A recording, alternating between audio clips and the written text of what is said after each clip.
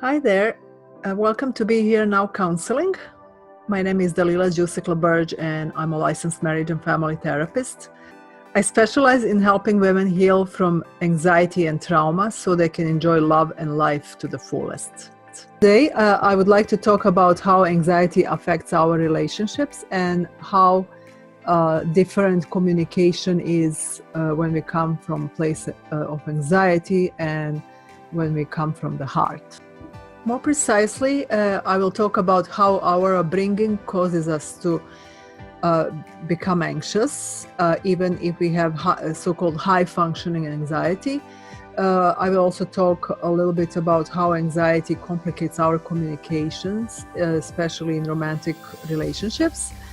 I will also give some examples of how we communicate from anxiety place, and also some examples of how we can switch it around and communicate from heart.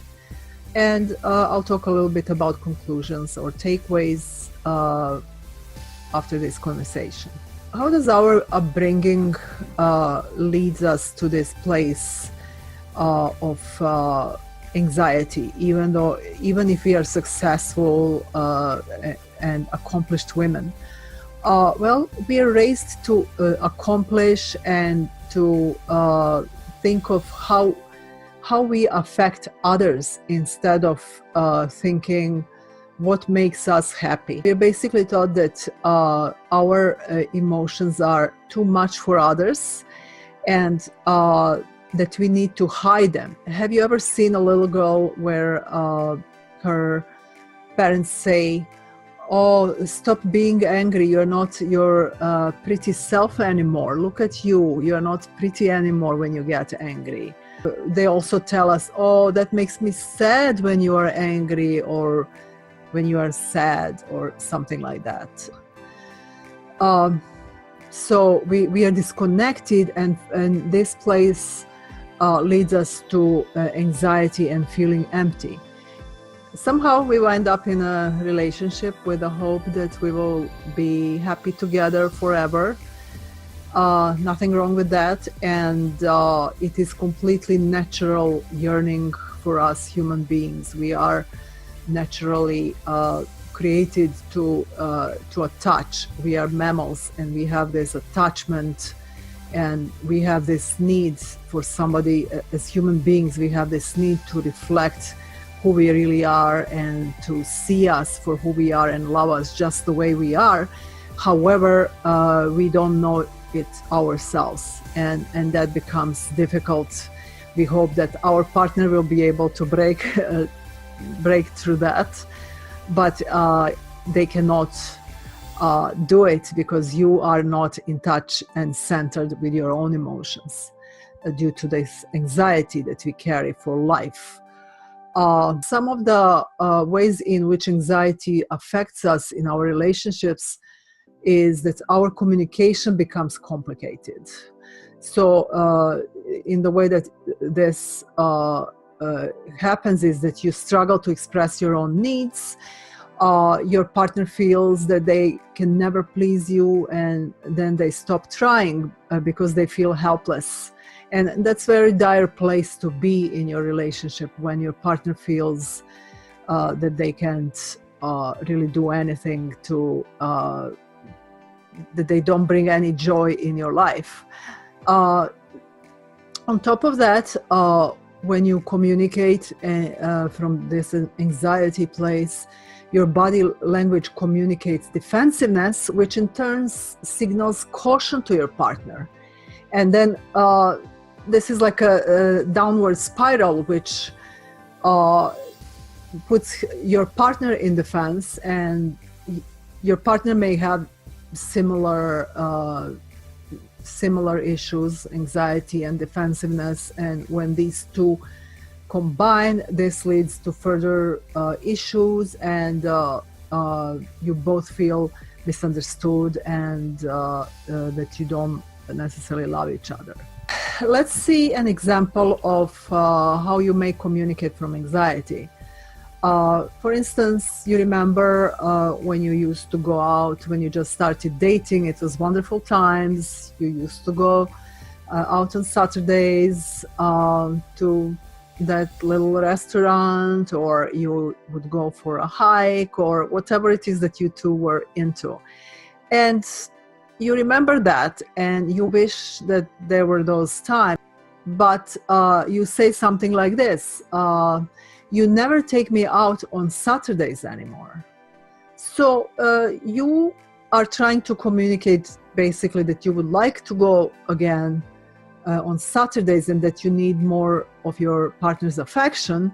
However, the way your partner hears this is that you're basically attacking them, that you are putting them down in some ways, that your partner may hear something like, you're worthless, you don't do anything right, you can never make me happy. And then he may think, why would I even try? What's beyond and beneath that communication that comes from anxiety?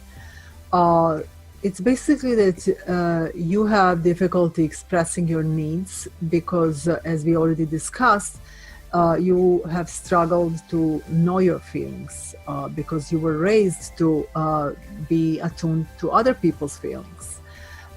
You also may not feel worthy of having your needs met because that was never emphasized in your childhood. It was always, oh, you need to be a good girl and you need to achieve these goals. And then you will make us happy.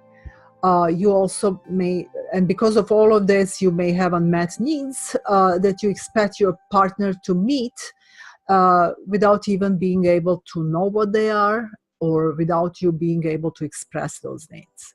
And for your partner, they may feel that you attack them. They may have their own anxiety, which comes with similar issues that you are dealing with. And they don't get you, they don't understand you, because ultimately you don't understand yourself and you don't express yourself well. There is good news, because if you learn how to communicate from the heart, you can help both of you heal. So you can communicate in the way that you express your needs, and you can make your partner feel empowered.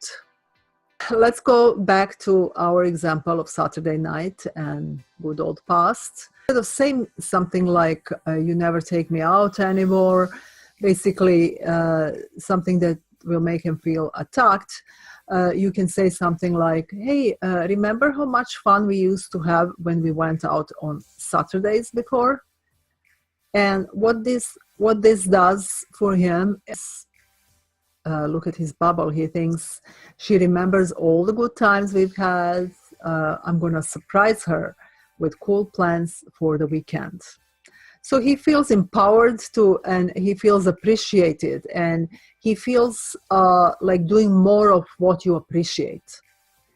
So this would be a better way to communicate your needs. This is very empowering for the other person, for your partner. What are some qualities of communication from the heart? What does it help you with? It basically helps you express your needs. It enables you to be aware of your feelings. It empowers your partner to make changes, to please you, to make you happy. It also makes your partner feel safe to express their own feelings openly. It also gives your partner the biggest gift that you can actually give him, and that's opportunity to make you happy. There's nothing more rewarding for somebody than allow them to feel that they bring joy to somebody. What are some takeaways from what we talked about? For you, it means that you have needs that your partner can meet if you communicate properly. And in terms of your partner, you need to know that your partner can't read your mind. They feel attacked when you communicate from your anxious space. And for two of you, you need to know that if you communicate from your heart, you and your partner can help each other heal. I offer online counseling to California residents. I would like to hear from you. You can give me a call. You can schedule a free consultation session. And you can visit my website, BeHereNow.com, and you can subscribe to my channel, to my YouTube channel. I hope you enjoyed this video.